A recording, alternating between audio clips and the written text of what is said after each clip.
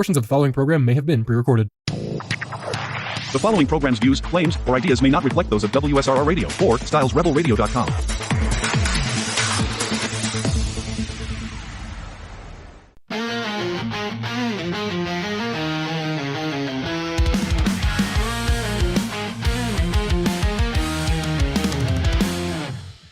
In the Steel City, where the rivers align, Lucas and Dom crossing the battle line. Weekday mornings, it's a sportscast scene behind enemy lines in the heart of the dream. Every play discussed, every game analyzed.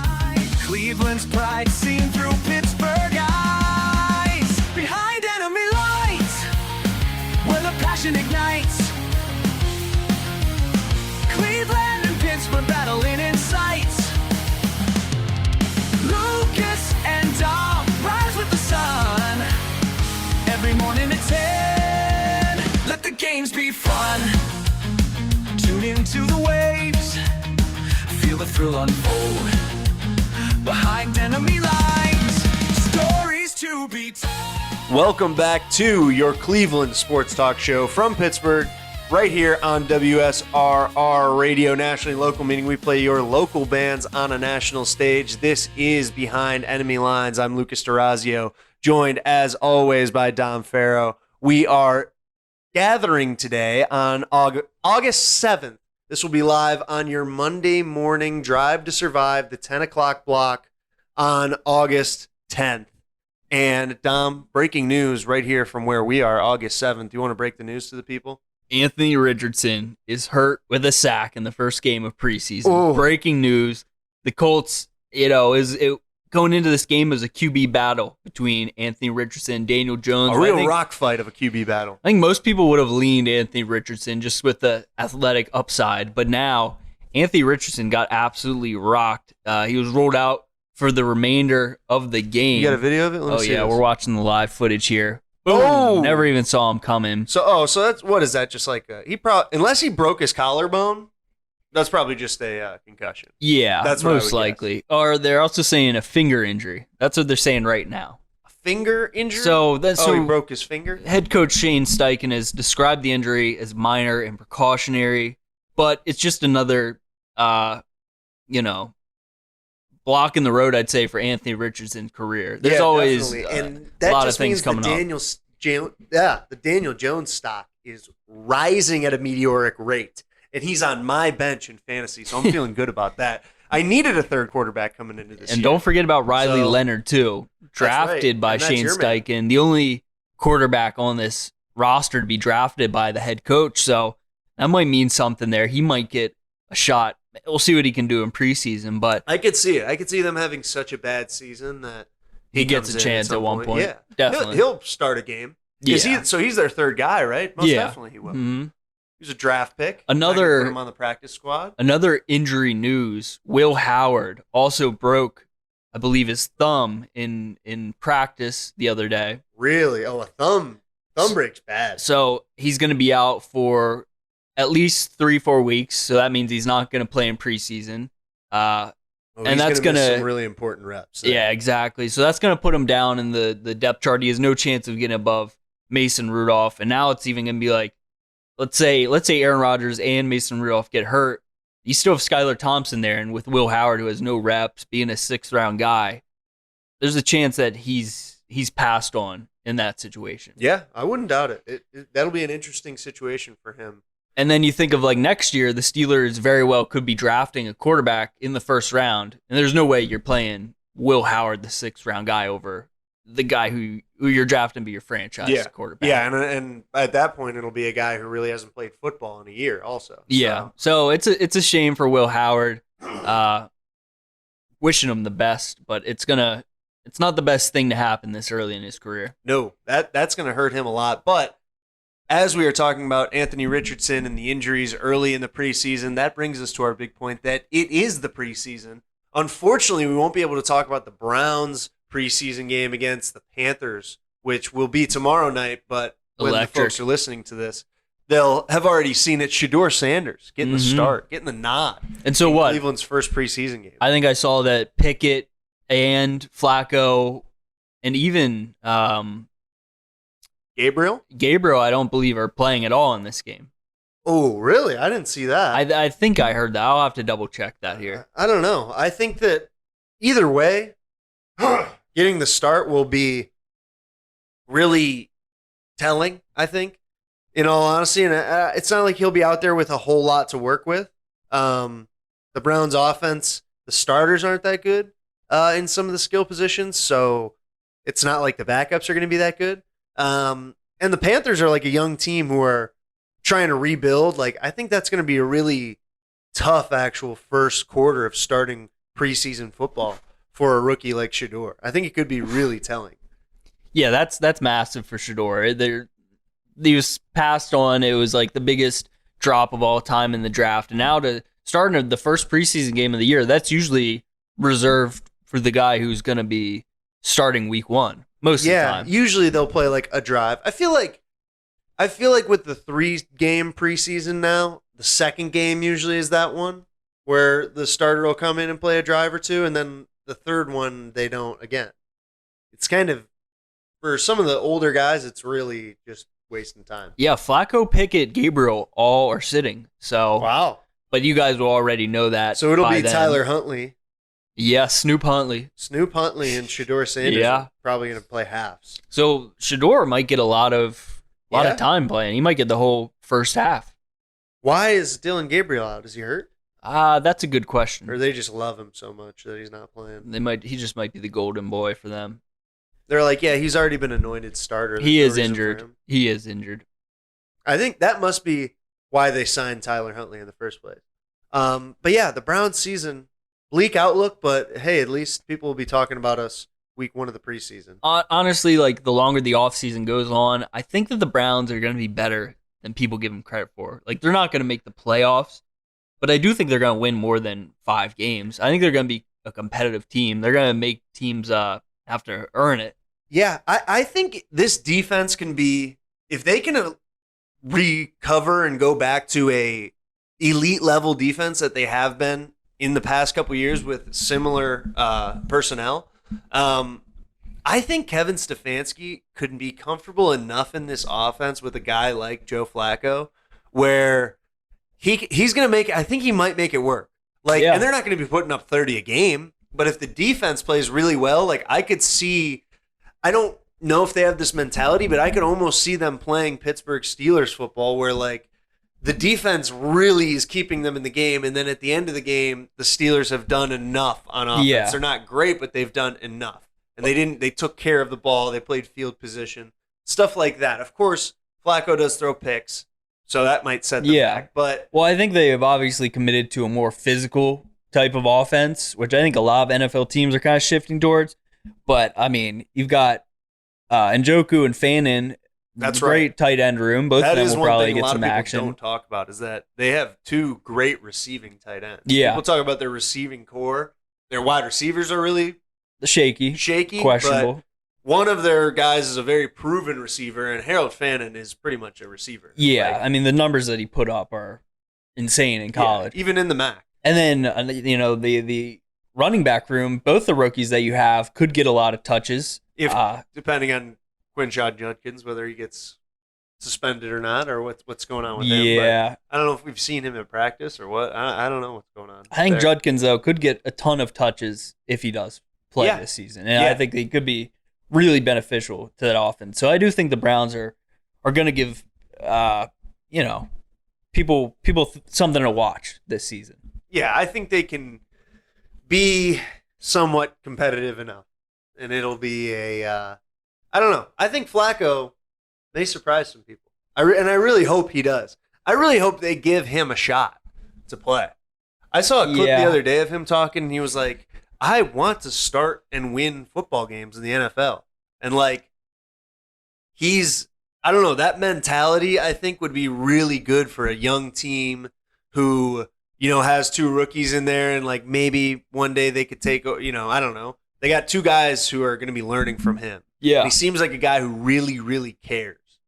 And I think that could be really good for the culture and for the franchise. Yeah, they definitely needed that leader, especially on the offensive side. Yeah. I mean, he's definitely got the most experience of anybody in that locker room, so I think he's going to be important for this team this year. And he should be starting week 1.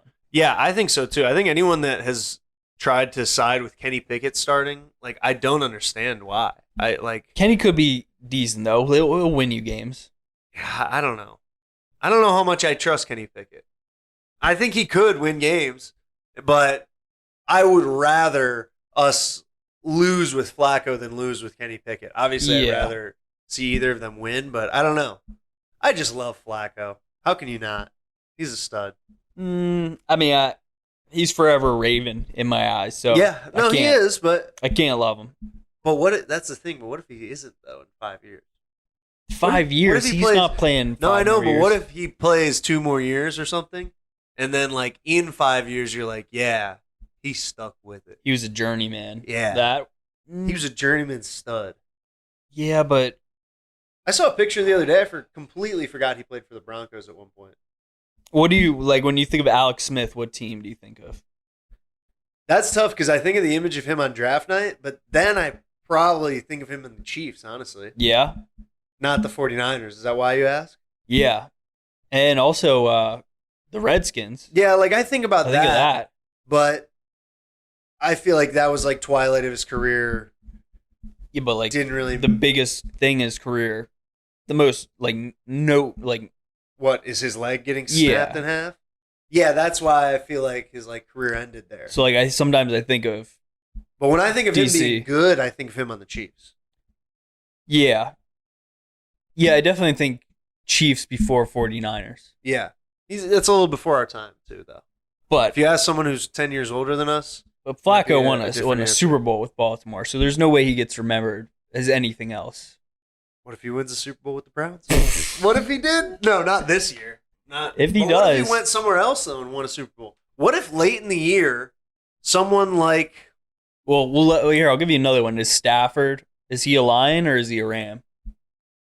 Stafford... Because he won one with the Rams. But that's a tough one. But he was with the Lions for so long. I think of him with the Lions. I think when it's all said and done, I'll think of him as that. Yes. But if he go... I don't know. I think you have to take... With him, his if he goes in the Hall of Fame, it's a Rams. With him, his story is so dynamic, though, that I feel like you have to think of both. Where it was he was a stud in Detroit, and they were with a bad team, and then eventually... And you kind of thought he was just always going to be that because he'd been there for so long. Played with the second best receiver of all time. Yeah, and those two just... whatever, we're in a really bad situation overall. And then he moves on and has a Super Bowl and is still competing as a very high functioning NFL quarterback. Yeah. I think that his whole story, you have to think about. That's what I think of with Stafford. I agree. Who else? What about Joe Montana? He's obviously a 49er. He's not a Chief. No. What about anyone? What about Favre? He's kind of a Packer. He's got to be a Packer. He's got to be. He represents the Packers, I feel like, Yeah. Same with Rodgers, unless after he wins Super Bowl this year, maybe he'll be a Steeler, but... No, I think he'll be if he did that, he would be more Brady-esque, where you think of him on the Patriots. Yeah, I agree. You think of Brady, I was thinking Brady, Patriots, but not the Bucks. 100% Patriots. Yeah. Yeah, it's... I mean, he won 6 there and 1 with the Buccaneers, but...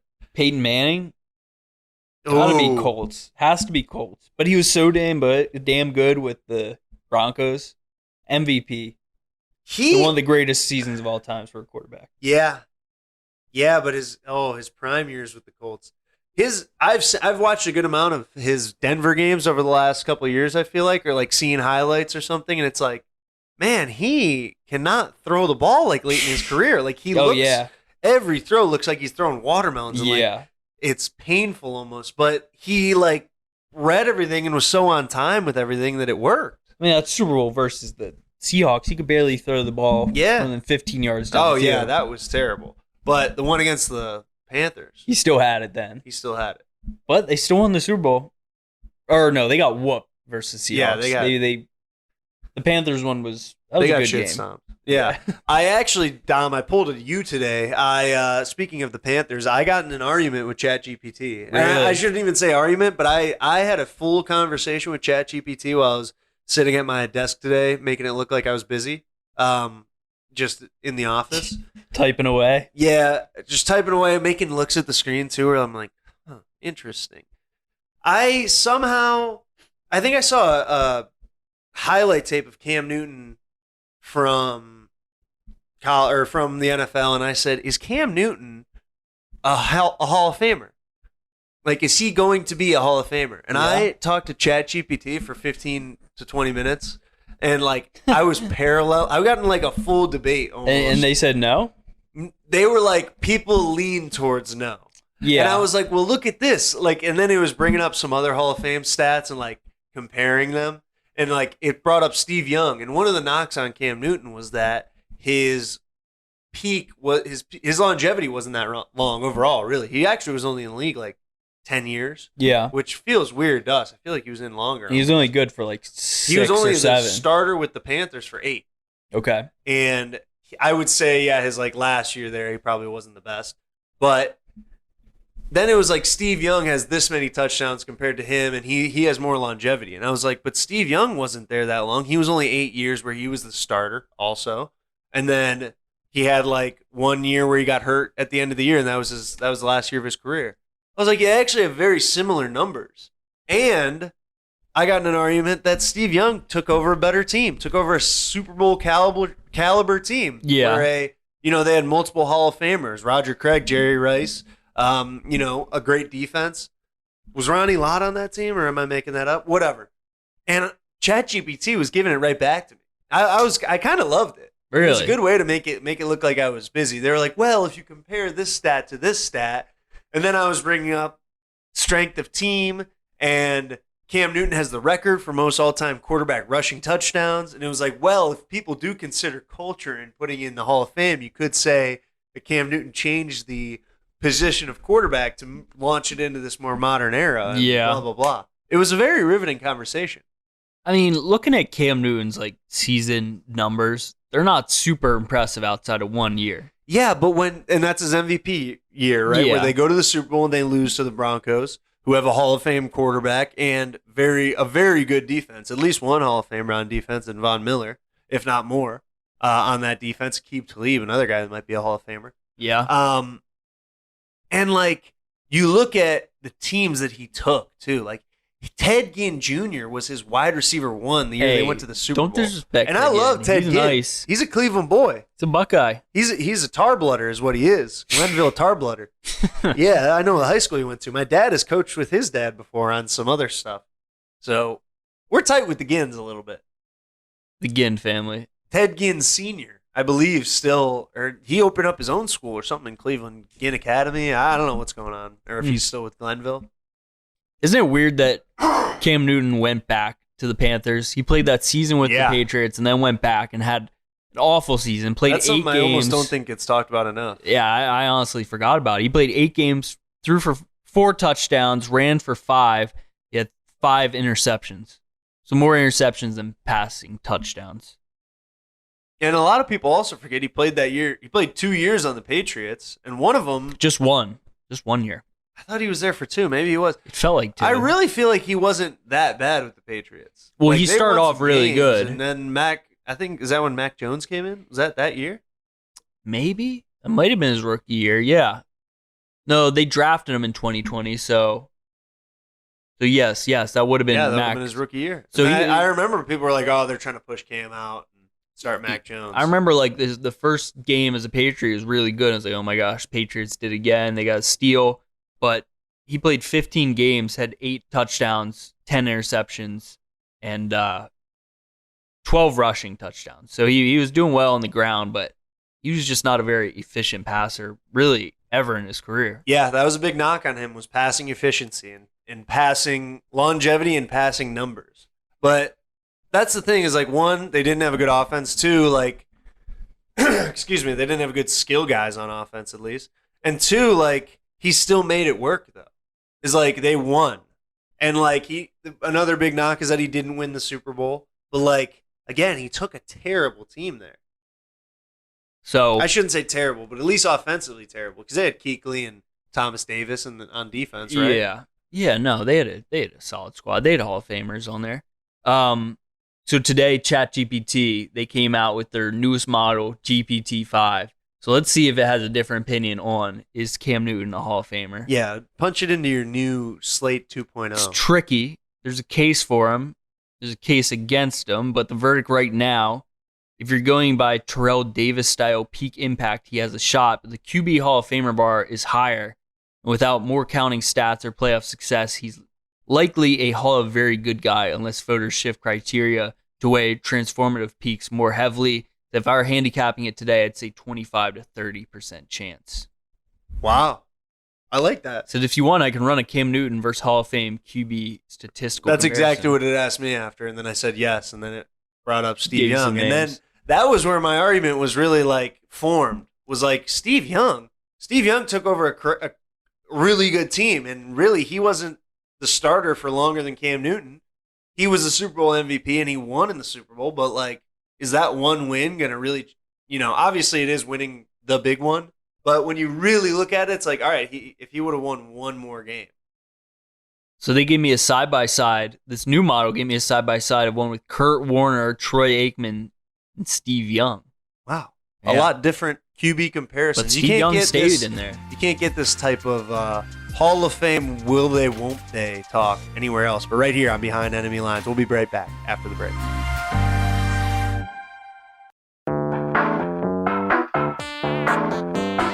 What's the difference between the shirt you're currently wearing and the one that I am?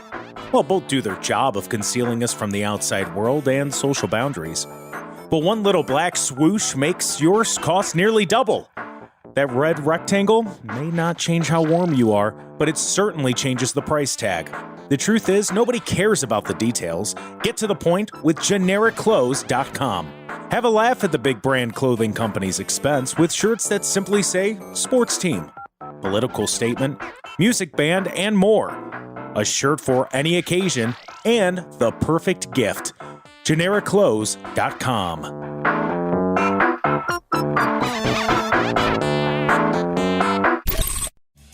Hi, this is Melissa, And hey, it's Matt. coming at you from Synergy Music Studio. We are a recording and production studio located on the south side near Chicago. Check us out online at synergymusicstudio.com. We offer recording, mixing, and mastering. And follow us on Instagram at Synergy Music Studio. Rock hard.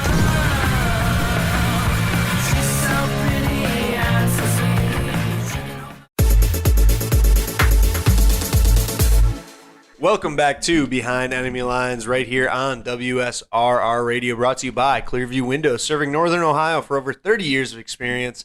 Clearview Windows is more than just words on a sign. Google Clearview Windows by J.D. Miller today. Call the number 330-521-0965 to talk to J.D. Miller today to get your old or drafty windows replaced with energy-efficient windows at a fair and reasonable price. That number is 330-521-0965.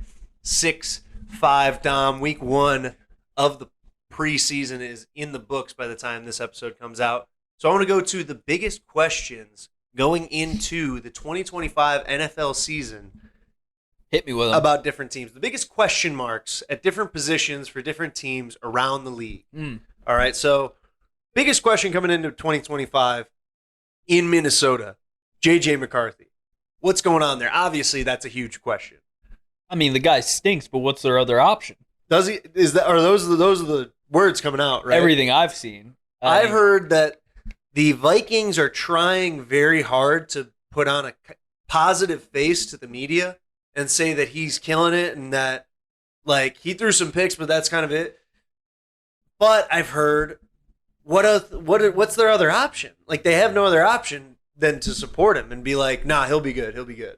Yeah, I mean, it's got to be J.J. McCarthy at this point. They could have kept Sam Darnold, who did a good job. The thing with J.J. Or McCarthy... they could have kept Daniel Jones. Yeah, but he was on the nobody wants roster him. for not too long, obviously, but still, he was there. But I do have a little bit of hope for J.J. McCarthy in that Kevin O'Connell. Yeah, he's been able to get the most out of these quarterbacks every single year. He's a quarterback mastermind. If anyone can do it and figure it out with a below-average quarterback, I think it's him. I think they're going to be a very good team this year. I think they're going to be a playoff team, but I think it's going to be a similar outcome to last year. And now losing Jordan Addison for I think at least the first 3-4 weeks. Yeah, He's I think gonna it's be 3. suspended. But they have Sam Howell on their team as well. So Oh, I did not know that actually. they They lost. Did they lose Nick Mullins as well, or is he still there? I'm trying to pull up the depth chart here. Let's see what we He's got. a deep backup. In 10 years, there will be TikToks that say deep bag pulls, and one of them will be Nick Mullins. Yeah, he had that one game where with the 49ers where he was nicey, but outside of that, He no. played a game with the Browns. He started a game on like a Thursday night against the Raiders for the Browns, and they almost won. They should have won. They needed to get like 1 third down at the end of the game, and they couldn't, and they lost to the Raiders. So Nick Mullins, unfortunately, is not on the Vikings anymore. He's on the Jaguars. The Vikings' third quarterback, Brett Ripien, and their fourth, Max Brosmer. Wow. So not a lot of big names No, in this quarterback not at room. all. So yeah, it's kind of like he better step up, or they're not going to win a lot of games. That's really, like you said, their only option. Next big question, sticking with the quarterback position, moving to Chicago. Caleb Williams is set up with Ben Johnson now this year, right? Ben Johnson's the head coach. He was the OC guru from the Lions last year. I don't know if Caleb Williams is going to like fit in his system at all. And another guy who, in the media, people have been saying he looks bad in camp. Yeah, I think there's like anytime he does anything bad in camp, like a clip goes viral because Yeah. people love hating Caleb Williams. Yeah, I do think that he gets a lot of unnecessary hate. And I was on the fence for a while, but today I had the thought I think the Bears might be pretty good this year. Yeah. Uh, I mean, it heavily weighs on him. Obviously, you can say that for any quarterback, but like his play, I feel like every year going into a year when I'm looking at the Browns or looking at another team, it's like, what's the biggest question that could make them be really good? Where it's like they have a good amount of stuff, but like their biggest question mark is here. And sometimes teams have multiple. But I think he is, again, same thing with the Vikings and J.J. McCarthy. A young player like that, he's the biggest question mark of like, who's he going to be? yeah, but he has so much talent around him. DeAndre Swift going to be the running back. You got DJ Moore, Rome Odunze, and then they just drafted Luther Burden, who I think is like a perfect fit for that Ben Johnson offense. I think they're going to be able to extend drives, give Caleb Johnson a little more chance to, Caleb Williams to do a little bit more. They're not going to have to rely completely on him this year. They're going to be able to scheme up a little more, I think, and I think they'll be better. Yeah, I think that Maybe even they got a good. chance. I don't know. I just think my only worry is that Caleb Williams is a guy who almost excels and thrives in like off playbook plays. You know, when you saw him at USC, obviously college is different, but when you saw him even last year a little bit, like he lives off script a little bit more. Whereas Ben Johnson, like you look at who he was successful with in the last couple of years, it's been Jared Goff at quarterback. Like, yeah. he's not an off. He's a guy who takes the entire offense in. No, he's a coach on the field with a really good arm. You know, he can run the plays how they're going to be. Now he's got some ad lib in him, some improvisation, but He's by the book. he plays his best when he's dropping back, hitting a spot, and hitting a guy who's open in a certain zone and checking to the right play before.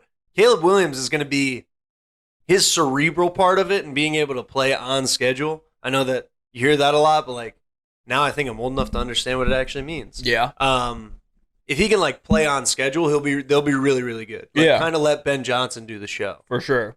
Yeah, he's got trust. The Bears will shock people. Shot. I think so. I don't think people are too low on the Bears. I don't know. They get a lot of hate. Now, going to another quarterback, sticking in the quarterback room, because again, quarterback's the most important position in the sport, maybe in all of sports, quarterback, most important position. Jordan Love in Green Bay, is he going to like finally actually break out? I feel like every year it's like this is his breakout year. You look at them, they have a pretty good defense in place. They have like 5 good receivers. None of them are like amazing, but they're all pretty darn good and have pretty good moments. as well as Matthew Golden, the guy they just drafted. Yeah. They have Josh Jacobs. Jordan Love, you said it a couple weeks ago, and I kind of wasn't – I had to think about it before I fully agreed with you, was you said, well, you never know which Jordan Love you're going to get. Did I say that? I think you did. When I said that I was going to the Browns-Packers game this year, Oh, okay. I said, yeah, they're going to get killed in that game. And you said, well, you never know which Jordan Love you're going to get. Yeah, they're up and down, but, I mean, that's how Josh Allen was the first 3-4 years of his career. That's true. I think Jordan Love is kind of already broken out. I think, like, you know, if you just look at, like, box scores and stuff, maybe not, but, like, you watch him play, and he's a top 10 quarterback in the league. Yeah, I mean, that's a star. That division is just really tough. Yeah. Obviously, the Lions, now the Bears with Ben Johnson, and that's a big question mark. And then the Vikings. Like, that whole division is a huge question mark because the Lions have a new OC, Bears have a new head coach, Vikings have a new starting quarterback, and the Packers have kind of stayed consistent, but they traded Jair Alexander, second year of Josh Jacobs. Mm-hmm. They're the most consistent team, but still a little bit of moving and shaking there. Josh Jacobs, I don't every year I think I can't keep doing it, but every year he's still like a top 5 back. Yeah. So I don't know. He's a quietly one of the best backs in the league. I don't know if he gets all that much respect. Yeah, he didn't get the love like Saquon or Derrick Henry, but like the numbers are up there. But he's the with third him. guy right there. I think he was third in rushing yards last year. Top 3 guys, all running backs that went to new teams and showed out. Yeah, and with all like rushing older, yards. like over 26, Yeah. 27. Which is usually Derrick Henry, Saquon, and Josh Jacobs. Spectacular. Saquon is like the consensus number 1 fantasy guy this year. I wouldn't be able to take him. No? No. It seems like a Christian McCaffrey like trap. He's going to get injured. I don't know. I think he's gotten injured his whole carear. This He had is one such year a where he simple played a full way to year. say it, but I just think he moves different. I think that in this offense, they use him the right way. And they just got so many good players around him. I mean, there's no doubt that he'd be good if he stays healthy. I'm just concerned. I don't think he will. Like Won't get I hurt? think that he'll be in a good situation to where they'll manage him very well. I don't want the first overall pick. Would not be able to do it. What about Genti? I do like Genti. I'm hoping I get like Would a you late take first. him number 1 though? No. In a fantasy draft? No way. You take Jefferson. I take or him. something. No, probably not Jefferson either because Yeah, JJ because of McCarthy. Yeah. Do you Probably- take Josh Allen? Do you take Lamar? Just go No, Q? no, I don't take quarterback first round. Can't do that. No. Unless it's a dynasty. I want a quarterback late. I want to get one of the guys late. Caleb Williams is the guy I want.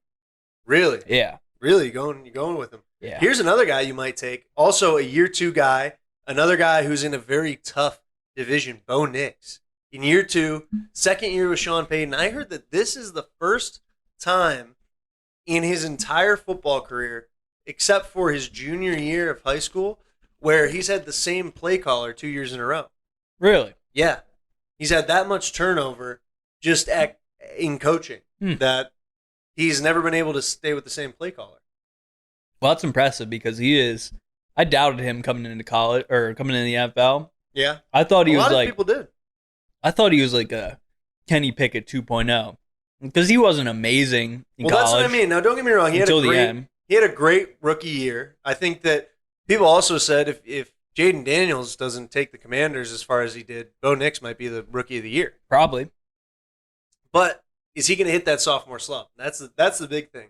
I've heard that Sean Payton is fired up, and he loves this Broncos team. And one of the reasons that he loves it is because he loves Bo Nix. And he loves year 2 Bo Nix. So they're going to be a team to watch. Like they're a serious contender. Yeah. Broncos are definitely going to be a contender. It's really as long tough as for them Sean because they're Payton's in there. such a good division. Yeah. It is a good division, but really it's just the by Chiefs. really, yeah, I was going to say mostly it's You're just the going Chiefs. against the superpower, the super team. But because, the Chargers also. Well, I was going to say the Chargers are usually a pretty good team, but today, on Thursday, August 7th, while we're recording this, Rashawn Slater got injured in practice, announced he's going to miss the entire 2025 season. That's a huge loss for the Chargers. I think that's a loss that will eliminates them from being a Super Bowl contender. Really? I do think it's that big of a loss. Yeah.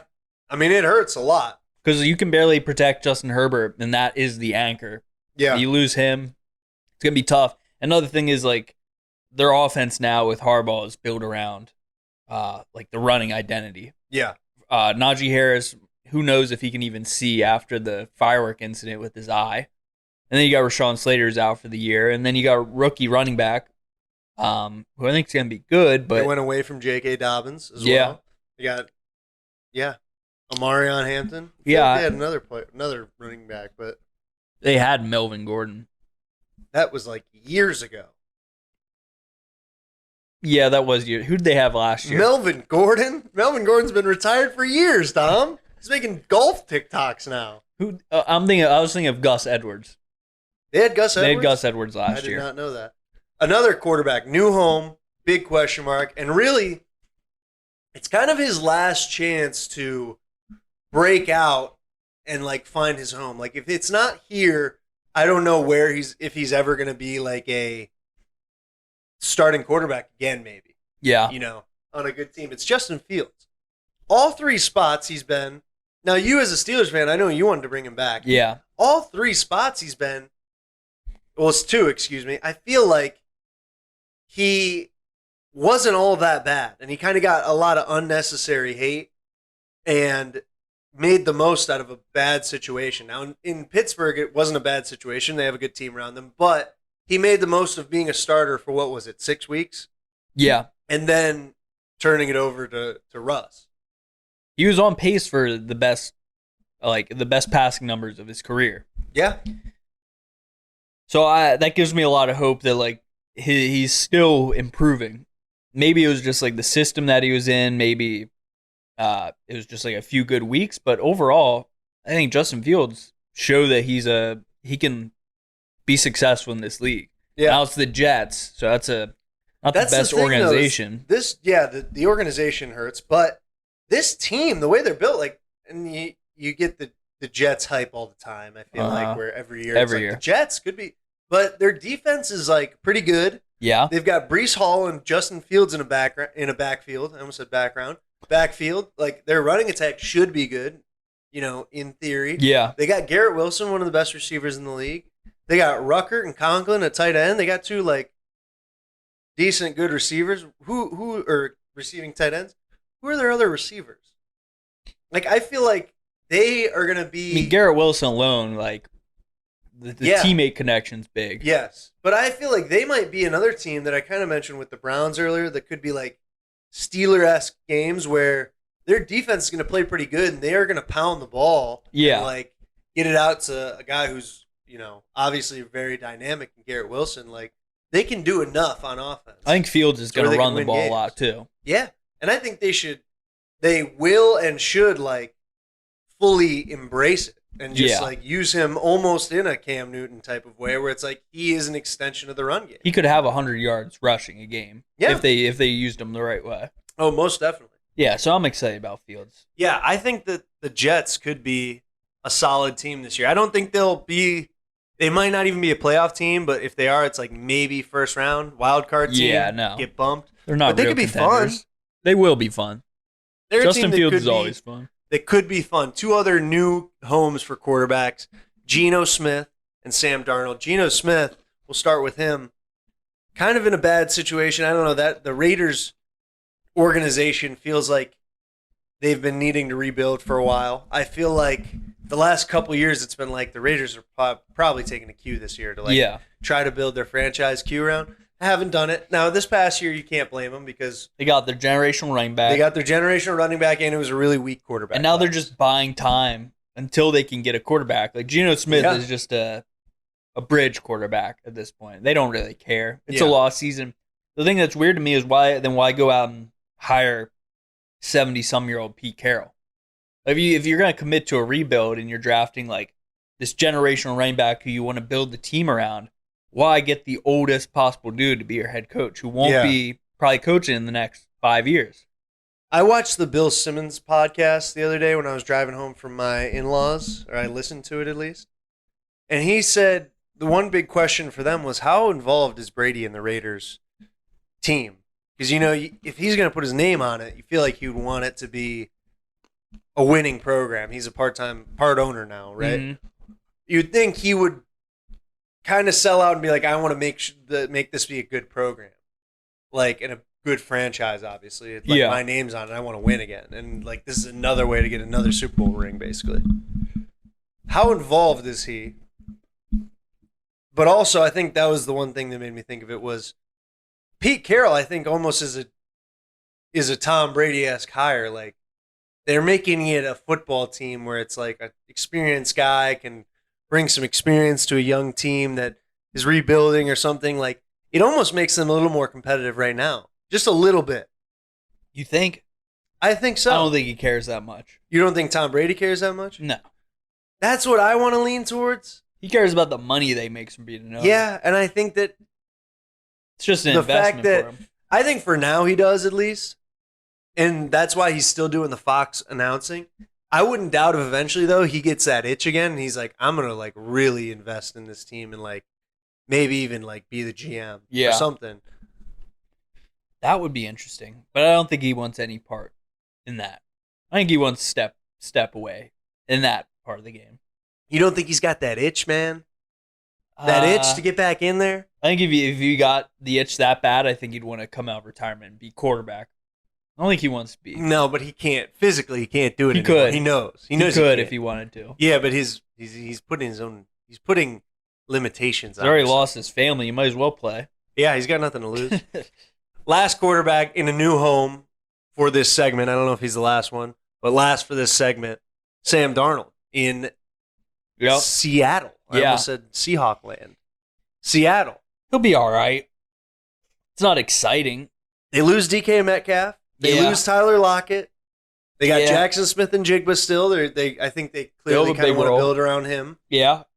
I don't know. It's an interesting situation in Seattle, is it not?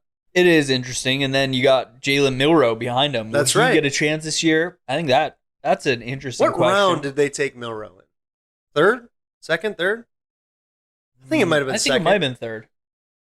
If it's third, I almost feel like it's the thing that I thought the Browns might be doing when they were taking Dylan Gabriel, where it's like, we'll bring him in. It's not a huge pick. Like, it's second or third, and he had to be second, which makes it a little bit too high to do this maybe, but they're like, let's bring him in and like see what we got. Like, he's not going to start this year.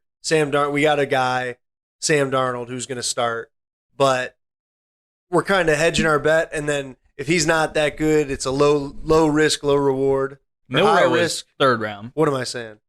Low risk, high reward pick. He was third round. Mm-hmm. Really? Mm-hmm. And Dylan Gabriel was third round too. Dylan Gabriel was drafted before Milroe. What? Wasn't he? I don't know if I knew that. If he was, I'm pissed about it. Maybe I might be wrong. I don't know. I feel like we would have said something about that if it happened. I don't know. I don't know about that. But Sam Darnold, Seattle, interesting situation. If Milroe is picked before Dylan Gabriel, I'm going to lose my absolute shit right here on WSRR Radio. Stick with us through the break for our last segment right here Behind Enemy Lines.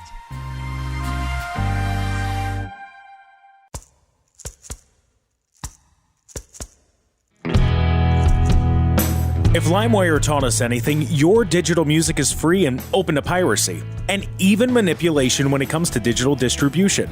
So why settle for a bunch of ones and zeros floating around on the internet? Make your release something special with Hellbender Vinyl. Hellbender is one of America's most trusted custom vinyl record pressing plants and works with local artists to get their next release pressed exactly to their liking. So check out Pittsburgh's first and only custom vinyl pressing plant today by visiting hellbendervinyl.com to get started. And don't forget, all customers at Hellbender Vinyl get 5 free test presses at no additional charge.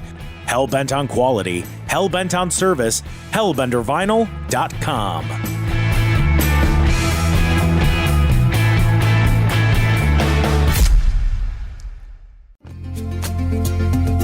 Did Did you know that your old drafty windows can cost you anywhere between $100 and $600 a year? If you're in Northern Ohio, you need to give JD Miller at Clearview Windows a call. A small, local business that takes pride in its craftsmanship, Clearview Windows provides exceptional customer service and attention to detail that can increase your home's value with more energy-efficient windows and doors at a fair price. But don't just take my word for it. Google Clearview Windows by JD Miller and check out the reviews from satisfied customers. So give them a call at 330-521-0965. That's 330-521-0965. Clearview Windows, where quality is more than just words on a sign.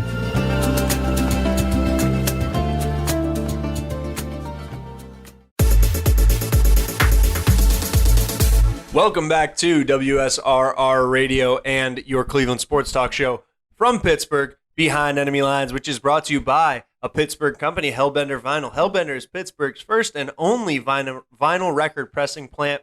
It is one of America's most trusted record pressing plants, perfect for local and independent artists, just like the ones we play here on WSRR Radio, who want to take their album release to the next level. Don't settle for a bunch of ones and zeros floating around the internet. Have a physical album release with Hellbender Vinyl. Hellbend on quality, hellbent on service. HellbenderVinyl.com. Let's go. Check them out. Free presses. 5 of them. Dom. Love it. I got pressed a little bit last Really? night. I got schwacked in the schnoz when I was playing rec league basketball. I was leaking all over my shirt. Who's pressing you? Buddy went up for a rebound, swung his arm back, schwacked me in the schnoz. They couldn't handle me. And did you get up right away in his face? Like, bro, what do you think this is? I went a slow fall. First I got hit and I was like, oh, like I'm not going to go down though. And then I was like, yo, that hurt real bad. And I fell to my ass. Did you know it was bleeding before you touched it? It didn't at first, and it didn't bleed at first. And I was like, maybe I'll be good. But then I felt it running a little bit and I was like, oh, this is going to bleed. I'm going to have to get out. And I start touching it with my shirt. Then I look over at the bench. We got 2 guys on the bench. They look at me. They go, you need to go out? Or they go, you need one? And I said, yeah. My nose is, I didn't say this, but my nose was bleeding in front of their face, and there's blood on my shirt. I go, yeah, I think I need it. I go, yeah. So I start walking the other way to the bathroom, and then I'm still on the court, and I hear the ball get inbounded, and they blow the whistle, and I turn around, and they're just starting play with, and I'm still in. Come on now. And I was like, oh, well, yeah. Fellas. I was like, guys, all right, whatever. I hold my shirt up over my nose.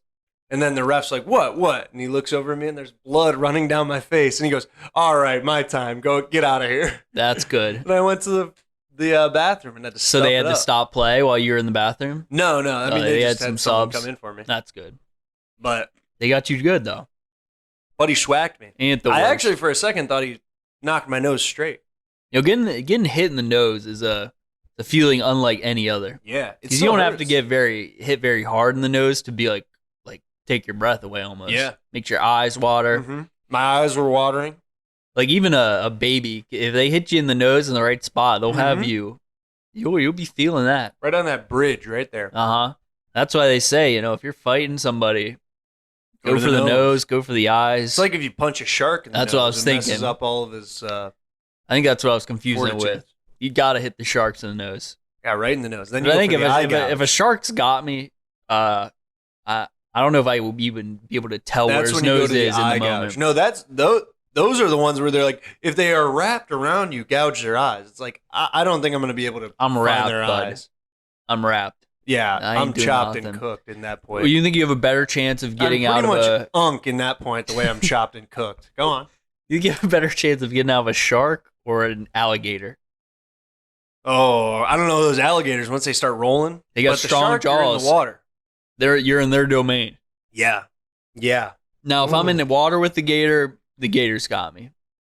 Yeah. If we're on land, if we're on my turf, I think I've got him. Well, yeah, I think I got the shark if we're on land too. Well, can the shark breathe?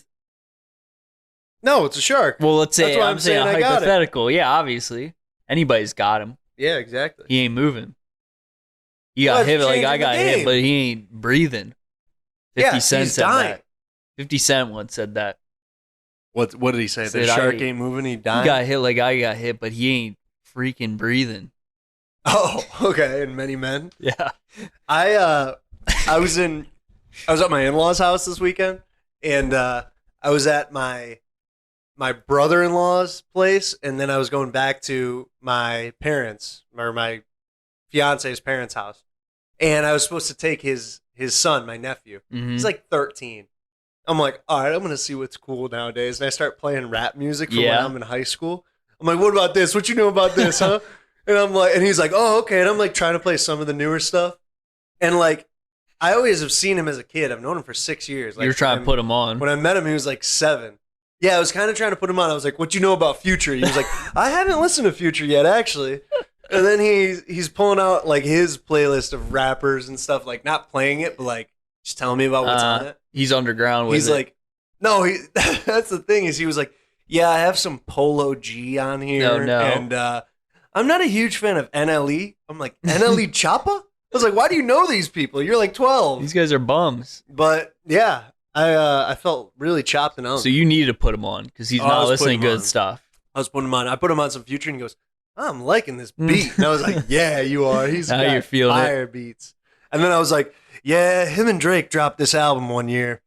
Oh, what a time to be alive. That was the name of it.